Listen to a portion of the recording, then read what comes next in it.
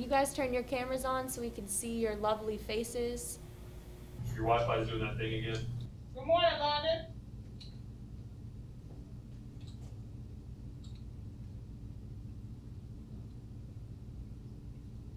Good morning. Hi, my name is Mr. English, and I'm the principal at McCormick High School. It's wonderful to start the new year, even though I have to admit it is very different than we ever expected it to be. Before we even considered returning to school, we met many times with our superintendent, Dr. Hembry. The team began planning even before I came on board, so back in March with our interim superintendent, Mrs. Bagley, and started planning out what the return to school would look like. With that COVID-19 planning team, which included our technology team members, our principals, our assistant principals, our director of food services, maintenance, and transportation, our athletic director, our lead nurse. We discussed the many different ways that we could return, and we wanted to follow the DHEC regulations as well. We really had to figure out all of the logistics of what school could look like in the fall, not knowing at that point in time what the guidance was going to be from the State Department, what the guidance was going to be from the CDC, or what the guidance was going to be from DHEC. But the key component, the most important thing to me, was student safety and staff safety. So with that being said, we took into account DHEC guidelines and guidelines from the CDC, which outlines how many students we could have on the bus. Because most of our students in McCormick County School District do ride a school bus. And so we decided to do a hybrid model as well as a virtual model. With students attending on a Monday, Wednesday, and Tuesday, Thursday schedule. And we had to think about our siblings, and we had to think about families, and we had to match up kids in the middle school with their siblings in the elementary school or the high school to plan which days they would come to school. So this took collaboration from our director of transportation, our principals, our assistant principals, and of course our parents. I think that is the reason that we have been the most successful, is because our parents have bought into the idea that education is important, even if it doesn't look the same as it's looked in the past. Good morning, Chase. I'm you. Good morning. All right, good morning, Chase. I'm you. I'm you, Chase. Good morning. You can unmute to speak. I need to mute you, Chase. Chase, you heard me? Ma'am. I was telling you to unmute to say good morning. Good morning. There have been several modifications. The way you present lessons to the children, the wait time, the way you set up your lesson plans. So the biggest change has really just been like kind of restructuring the way I do class, the way I think about how I organize my curriculum and content.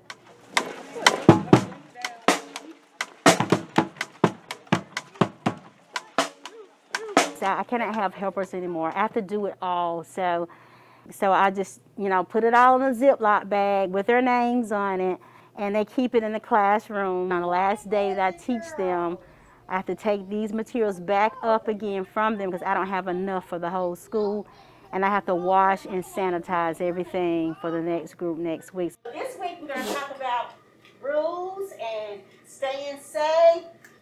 And as you listen to this song, I want you to tell me some ways that we can keep safe from contracting the disease, okay? Take our temperatures every day. Wash our hands frequently with soap. Cover our mouths when we cough or sneeze. We've got to stop the virus from spreading. A typical lesson with the virtual kids would involve keeping those at home engaged while at the same time keeping those in the classroom engaged. In-school methods, many of them have to be eliminated this year. We're not allowed to distribute textbooks. Everything is funneled towards the board.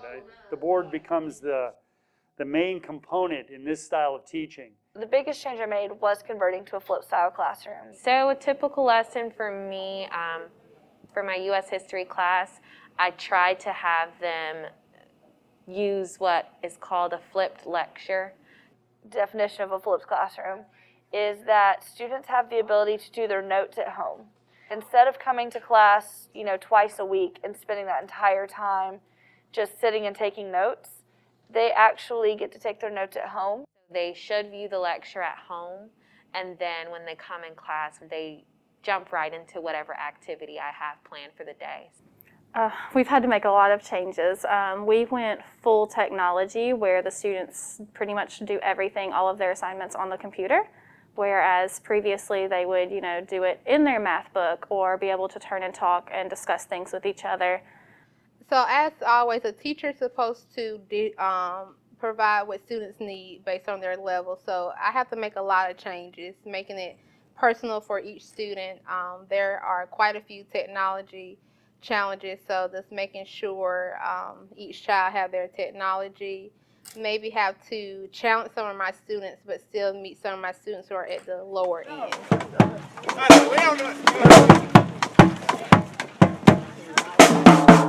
Some of the problems with the virtual kids are some things we cannot control. For instance, if a child doesn't have Wi-Fi access.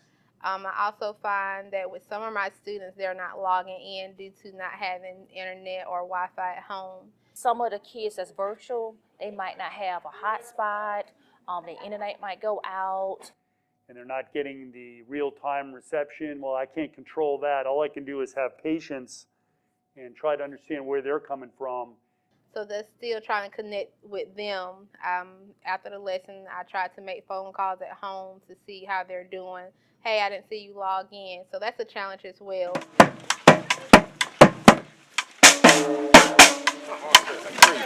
Yeah, I understand.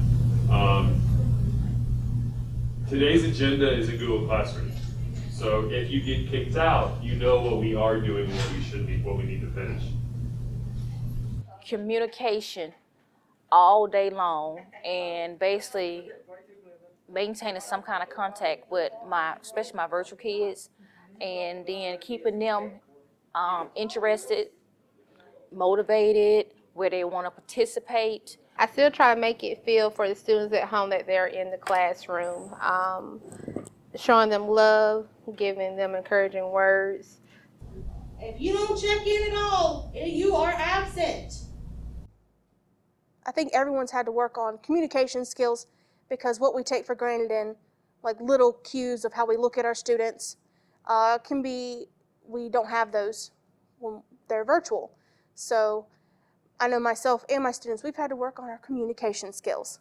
At times I find it more challenging to keep the kids engaged at home at times, because I know they're not in a school setting. So it is a little challenging to keep them engaged. So that's why I always have to flip through Google Meet to make sure they're still logged on. Now look, I'm going to show you, okay? And make sure you understand how to do it, okay? I just record one lesson a day in case the student was absent or they missed it. I can go post it in my Google Classroom, and they can click on it and watch it when it's okay for them to watch it. This is your last question for today, so you can click turn in, but remember, we are not done. We still have more reading to do.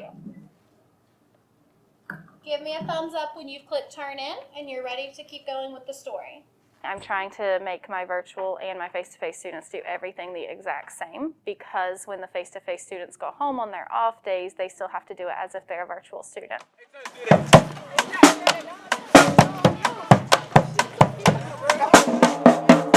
I've actually not noticed much of a difference. I don't have use of my gym anymore, so I've had to be a little more creative in how I can conduct lessons in the classroom environment while still maintaining COVID protocols, etc.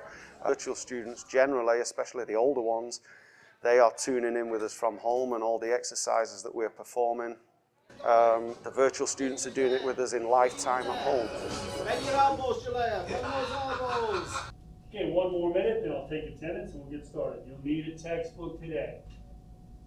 Kids at home are at a disadvantage because they're not actually in the classroom, and they have a lot of responsibility to follow instructions without a teacher really looking over their shoulder to make sure they're doing the right things. If you want to put this into your folder, your notes folder, you click download, go to Google Drive. You're going to then select the folder, and you are going to select your chemistry folder, the folder that you shared with me at the beginning of the year. So that's where you will have access to it. You can just find it whenever you need it, and I will be able to look at it. When you're teaching in class, it's easier to see how students are progressing. If the student understands the concept and he can move forward, or if the student is struggling and needs remediation. In the classroom, it's very easy to see, and you can have multiple of those going on at the same time. Virtually, you almost have to wait for all assessments because you're not really seeing them work. You're not seeing their thought process. There's like a time lag. It takes longer to understand where the virtual students are at than it does the in-class students. That's just my opinion. So I have seen my parents sit there beside their child and help them. And that's something I'm very strong about, having the parent partnership, because the parent and the teacher needs to work together to make sure we provide what the student needs. So with this aspect of what's going on with the pandemic, I see that this will be the good direction for a parent community partnership with the school. I think overall this virtual school has been a great opportunity to help me see where I can hone in on the most important or essential elements of the lesson and just kind of cut them down so I'm not saying more than I need to say. I'm just getting straight to the point with my students. When you're virtual, I think our kids miss some of the fine-tune, the finesse of teaching. Overall, all of our students have put forth a great deal of effort to make virtual learning work. Our leadership here has given us permission to fail, and if something doesn't work, the next day we learn from it and try something different.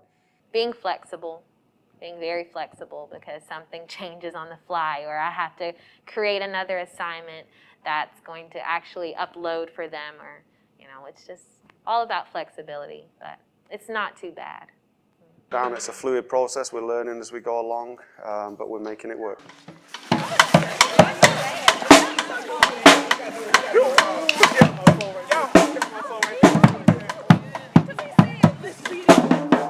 At the end of their shift, they had to make sure all the classrooms was, sprayed, wiped down. We're going to make sure all the electrical rooms are cleaned out and wiped down, so that virus might have went up under the door. It settled on something in here. That came down from CDC, DHEC. Those are things in the State Department. Those are things that was recommended that we do.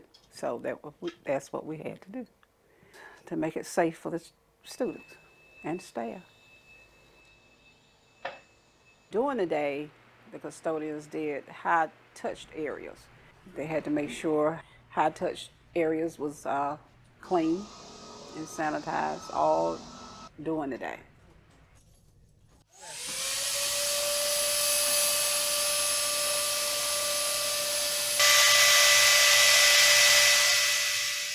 And some defoggers came from the State Department. So we had to go out and purchase more to be able to do the job. And we had to do the same thing with school buses. So we'll continue doing that, wiping the seats down as the kids at the end of the bus route each day, and spraying. We had to put plexiglass in all the classrooms. That was a task because I had to have people work on the weekends. It was during the Christmas break when came up with that sign, because after the custodians finished their sanitizing that room, we didn't want anyone to go back in that room until it was time for them to come back off of their break.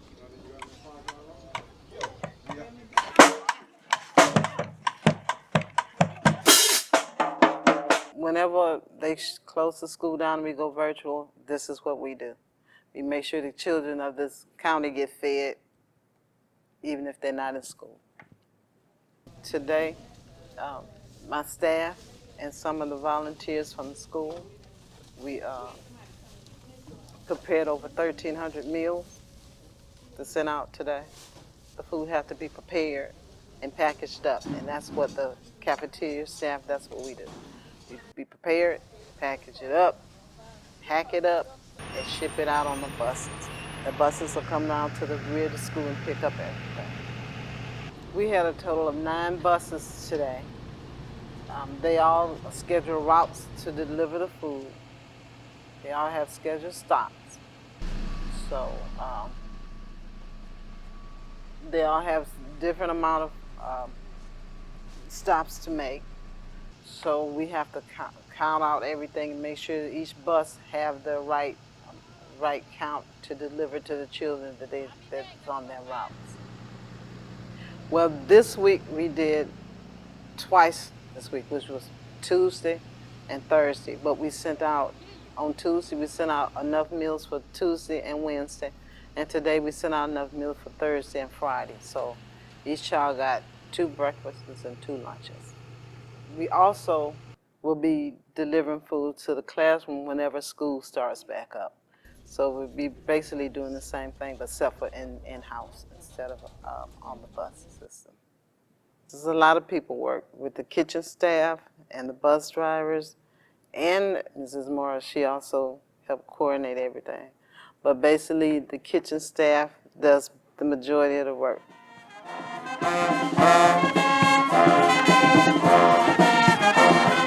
Instead of being discouraged by the limitations that are imposed upon us, it's just the opposite. I'm encouraged by having to do things differently. It's a challenge, it's kind of fun. While I do still miss seeing my students every day, 5 days a week, everyone has done an amazing job to make sure that our students are still getting a quality education. We want our students to all be able to return when it is safe to do so. However, we also are very concerned about making sure that they are receiving the best world-class education that we want them to receive here in McCormick County School District.